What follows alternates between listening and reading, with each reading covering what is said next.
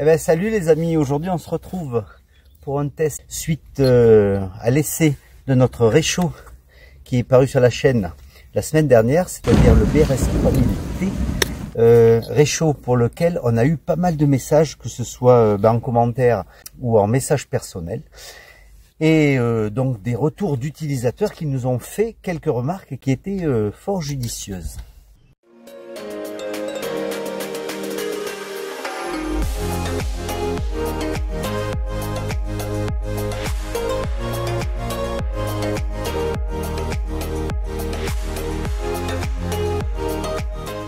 Alors vous allez me dire que cette série de tests commence à ressembler à un épisode de Derrick. C'est pas totalement faux, sauf que nous, dans nos épisodes, il se passe quelque chose. Qu'est-ce que vous faites là?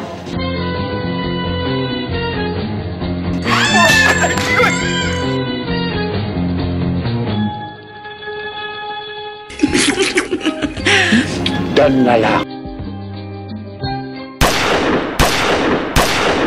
Et là, effectivement, il s'est passé quelque chose. Alors, on a eu pas mal de retours, que ce soit dans les commentaires ou en message privé, d'utilisateurs qui nous ont fait remarquer que le test était peut-être un petit peu faussé par les conditions dans lesquelles il a été fait. Alors, je vous rappelle quand même la configuration de notre joli petit réchaud BRS 3000T. On a eu pas mal de retours aussi de gens qui nous ont dit que le réchaud était quand même pas mal sympa. Donc, je vous remontre ensemble la popote. Dans la popote, vous trouvez le petit réchaud, le pare-vent, la cartouche, les deux petits supports pour réduire le brûleur et bien évidemment le petit réchaud BRS 3000T qui est vraiment minuscule. Pour quelle raison on refait ce petit test avec certains correctifs? C'est qu'on a eu pas mal de remarques, justifiées d'ailleurs, que ce soit dans les commentaires ou en message privé, qui nous faisaient remarquer que ce petit réchaud avait, lors du début de du test, été victime d'une fuite. Je ne sais pas si vous vous en rappelez. Donc on va visser le réchaud sur la cartouche. Bon, il y a toujours une perte. Alors là, la perte, pour le coup, je vous avoue qu'elle a été assez importante. Et donc, fuite évidemment qui a grévé la consommation et qui a grévé un petit peu les résultats du réchaud. Alors effectivement, pourquoi on a eu cette fuite particulièrement? C'est parce que j'ai eu la mauvaise habitude du fait de l'utilisation de réchaud, que ce soit des Jetboil, que ce soit des MSR ou que ce soit encore plus avant un Markil. Je vous mettrai d'ailleurs en lien le vissage d'un réchaud Markil qui est vraiment l'équivalent de ce petit réchaud BRS 3000T. Le Markil, c'est un réchaud qui date des années 2000, donc il a plus de 20 ans maintenant. C'était un réchaud minimaliste, un peu comme le MSR Pocket Rocket.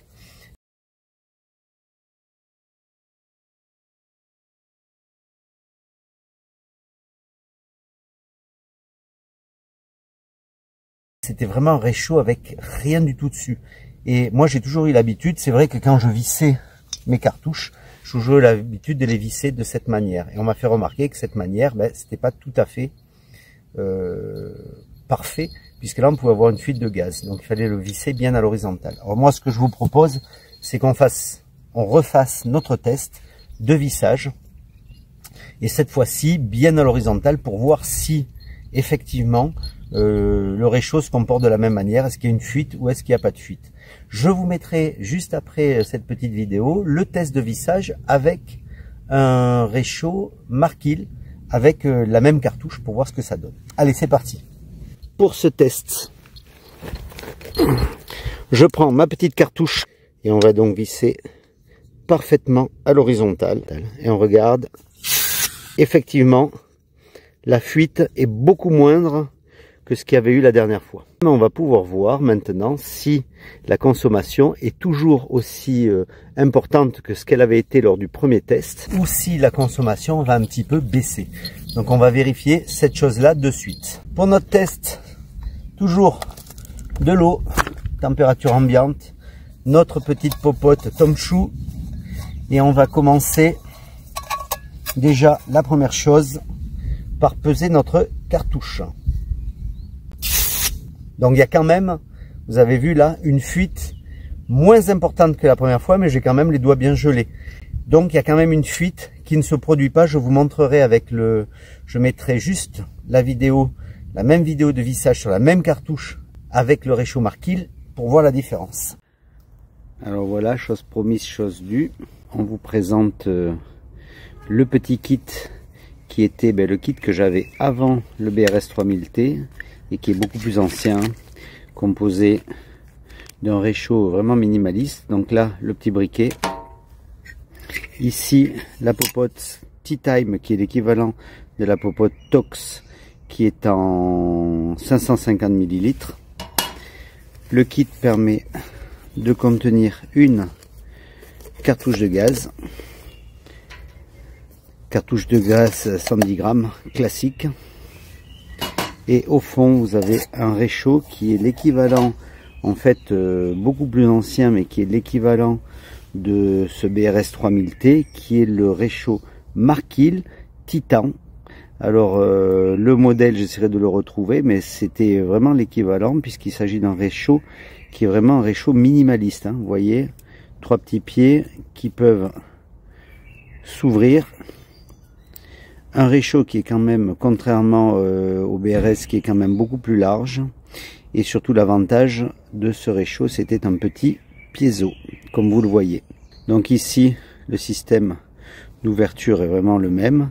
Le petit piezo que vous avez ici, qui permet de se passer de briquet. Et surtout, c'est sur ce point que je tiens, vous voyez la taille du joint. Vous voyez la taille du joint qui est quand même beaucoup plus important que ce qu'on trouve sur le BRS 3000T. Et c'est ce qui m'a un peu donné les mauvaises habitudes. Alors si je prends la cartouche de gaz qu'on a utilisée tout à l'heure, vous voyez, regardez bien, le test grandeur réelle. Donc on va visser comme on l'a fait tout à l'heure. Écoutez bien, parfaitement à plat. Aucune fuite, il y a zéro. Il n'y a pas la moindre fuite, ni au montage, ni au démontage. Et quand je vous dis zéro, c'est vraiment zéro. Alors même si je la prends penchée, regardez, je vais la prendre totalement penchée, regardez, zéro fuite, il n'y a rien. Pourquoi? Parce qu'il y a deux joints. Vous voyez, il y a un premier joint qui est ici, regardez au démontage, et la cartouche est totalement penchée, je la mets pas comme ça. Alors que sur le BRS, vous avez vu qu'en la mettant penchée, il y a une fuite énorme, et en la mettant parfaitement horizontale, comme vous l'avez vu dans le test tout à l'heure, il y a une fuite qui est quand même existante. Alors ici, si je me mets vertical, là je suis parfaitement vertical, je vais doucement, regardez. Rien, zéro fuite. Alors, à quoi c'est dû? Je pense que c'est dû à deux choses. C'est dû au fait que vous avez ici un premier joint qui est à l'intérieur. Mais vous avez surtout ici un joint, regardez la taille de ce joint, qui est en fait déjà en pression, alors que le deuxième n'est toujours pas mis en pression. Ce qui fait que il n'y a aucune déperdition de gaz sur ce type de réchaud. Alors à la limite, si vous voulez, dites-le moi en commentaire, si vous désirez qu'on fasse un test de cet ancien réchaud Markil, je ne sais pas si on voit ici, qui était un réchaud minimaliste, hein, vous voyez, il n'y a aucun pare-vent, il n'y a aucune protection, il n'y a rien du tout, il y a juste un piezo, ultra léger pour l'époque, quand même, mais largement plus lourd que le BRS 3000T. Donc si vous voulez qu'on fasse un test, n'hésitez pas à nous le dire. On va peser notre cartouche. Allez, à présent, 50 centilitres d'eau. Ok. Notre petit réchaud, on va le positionner ici.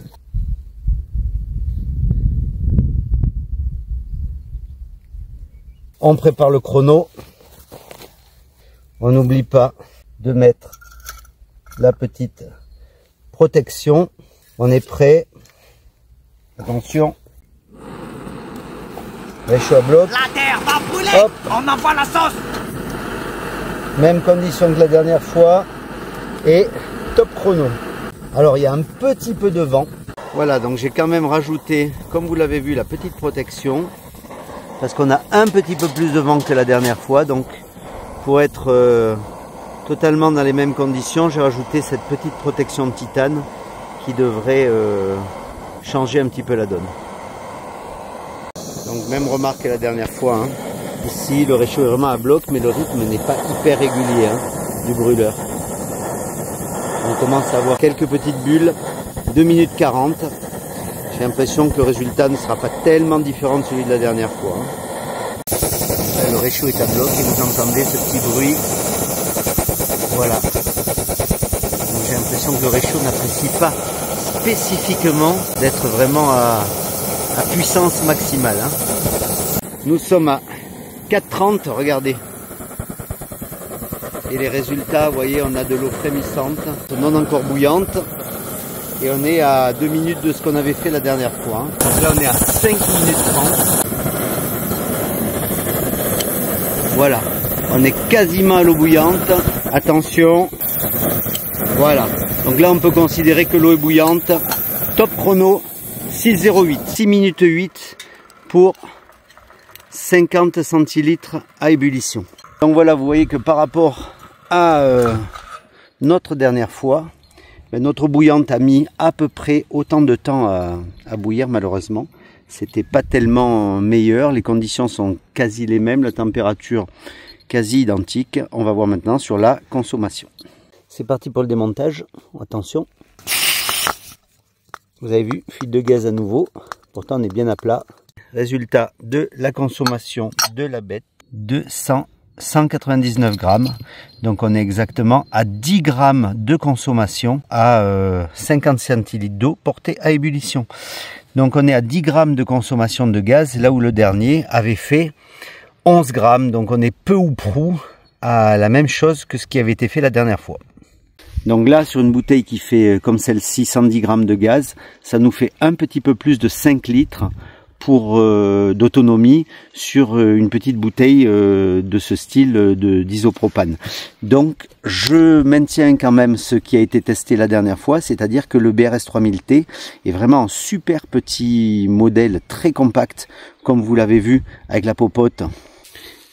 Et un ensemble qui reste extrêmement compact et léger, mais au point de vue de la consommation, ben on est toujours loin, on est quand même loin des meilleurs. On est toujours à une consommation de 20 grammes au litre, ce qui est quand même une consommation importante, je trouve. Je pense que le petit joint que vous voyez ici est peut-être le responsable de cet état de fait, c'est-à-dire du fait qu'il y a une fuite de gaz assez importante qui se produit au début. Donc je maintiens quand même les conclusions du test précédent, c'est-à-dire à savoir que ce réchaud est un réchaud qui consomme quand même pas mal et qui vous laisse avec une bouteille de 110 grammes uniquement 5, allez, entre 5 et 6 litres on va dire d'autonomie. La fuite existe, elle est on va dire négligeable, puisque vous avez vu là on est un peu plus d'1 gramme de gaz perdu. Donc elle existe, elle est négligeable, et ce qui fait quand même la caractéristique du réchaud, c'est sa consommation. Fuite ou pas fuite, il consomme quand même pas mal. Donc voilà les amis, j'espère que ce petit additif à la vidéo précédente vous aura plu. N'hésitez pas à laisser des commentaires comme d'habitude, un petit like si ça vous a plu, à vous abonner sur la chaîne. D'autres essais sont à suivre, d'autres balades également, puisqu'on va aller un peu s'en balader dans l'arrière-pays, vous présenter des petits villages abandonnés encore qu'on a trouvés. Et puis on vous dit à bientôt pour de nouvelles aventures. Bye. Mais quand on n'a pas de chance et que le sachet de thé s'est cassé à l'intérieur avec des petits trous, elle est bien pratique cette popote Tom Chou, idéale pour égoutter ses pâtes.